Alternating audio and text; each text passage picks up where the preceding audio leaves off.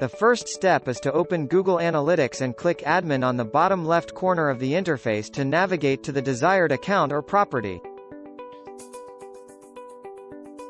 To add a new user to the account, click Account Access Management.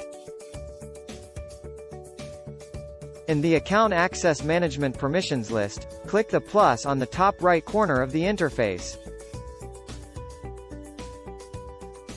Click Add Users. Type in the email address for the user's Google account, and select the role this user will have. In this case we'll click Editor.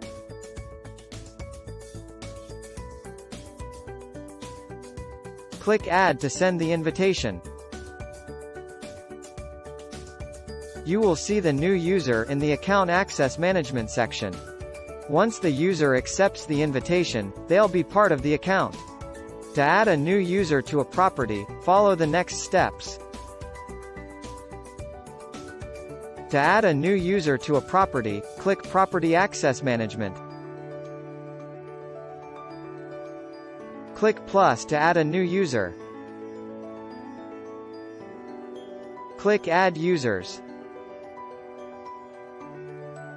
Type in the email address for the user's Google account and click the desired role. In this example we'll select Analyst.